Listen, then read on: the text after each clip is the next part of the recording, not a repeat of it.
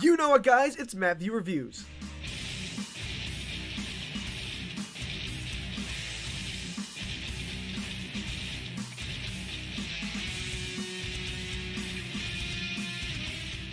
Hello everyone, Mattview Reviews here, and today we'll be having a look at Captain Underpants, the first epic movie, which is directed by David Soren and is brought to us by DreamWorks. So, before I go into this review, I must be honest in saying that I never got into the book series as a kid. So I had no expectations going to this film. So I am purely judging this film on its own, and not its faithfulness to the source material. But, with that being said, let's take a look at Captain Underpants, the first epic movie, by going through the 5 main categories of animation success, starting with the characters. So, in terms of characters, there are really good characters here. Each character is so much fun and goofy and just incredibly enjoyable to watch. George and Harold, the main protagonists and writers of the Captain Underpants comics, are so great. Their friendship is so much fun to watch, and their interactions are just incredibly entertaining. You truly see how great of friends they are, and just how much fun they are having in being in each other's company. Mr. Krupp, aka Captain Underpants, is a great dynamic as well. Mr. Krupp is just an extremely over-the-top authoritarian principal, and is just really goofy and yet slightly intimidating at points. While Captain Underpants is Mr. Krupp's unintentional, super goofy alter ego. He is super cheerful and just in such a great mood trying to save the day any way he can in his elastic underwear bands and his cape. That's, what was it, a curtain? Yeah, it's a curtain. It's a really goofy premise, and I mean, if you haven't known the book series or seen anything, it's really goofy, but trust me, it's funny and it works. And I went into this not expecting much, but my God, was I surprised. But anyway, back to the actual review, Matt. Melvin, by the way, he is a super nerdy, extra credit-hungry tattletale who is devoid of all humor. He is such a scumbag in this film. You'll just love to hate this kid. It is just so satisfying to see that kid screen and just hate every fiber of his being. Just be like, I hate you, Melvin.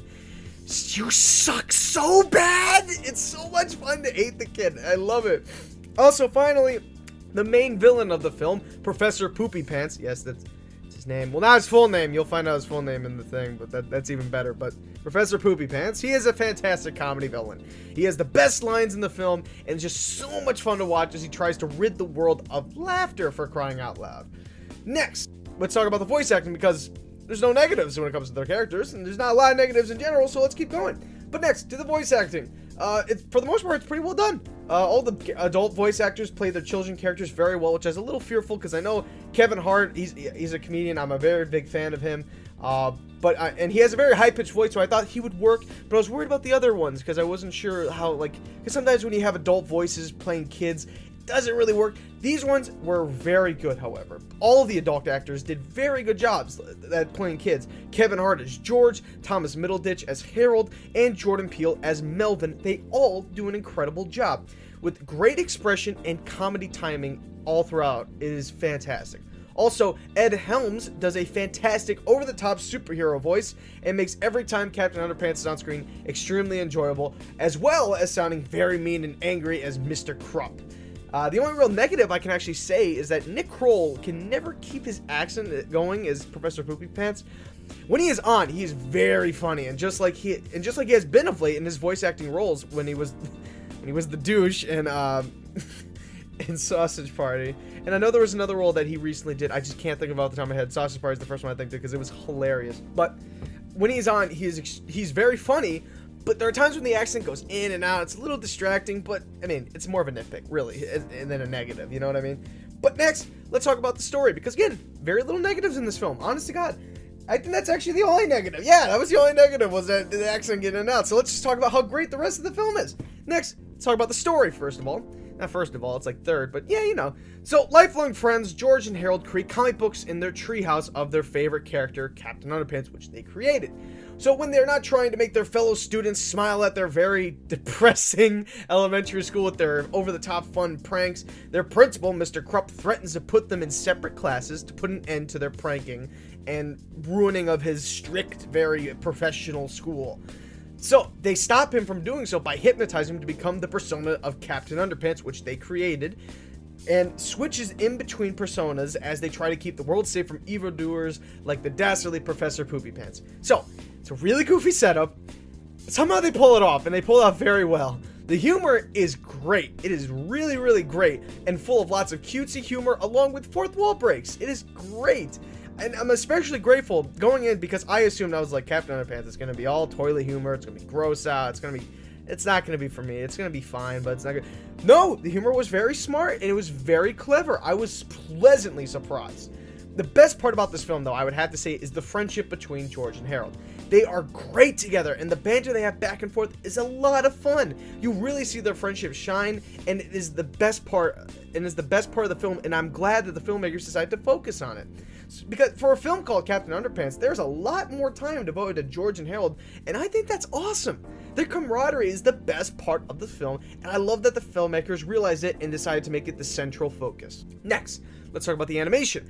It's a great style. From what I've seen in the books, it looks very similar to their art style, which I think is a nice touch. The animation is bright, fluid, and just all around amazing. It's really reminding me of like just classic cartoons, how fast everything's going and how colorful and just how over the top everything is.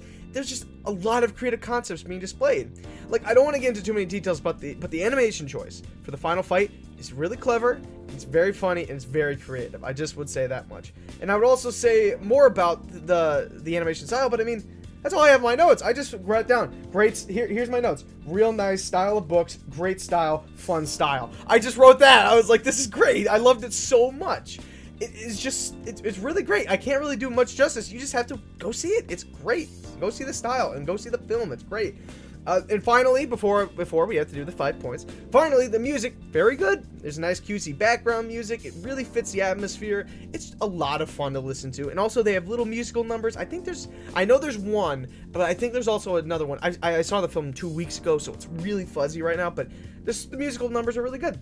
And they're really clever lyrics, very smart, and it makes you feel like a kid again watching this.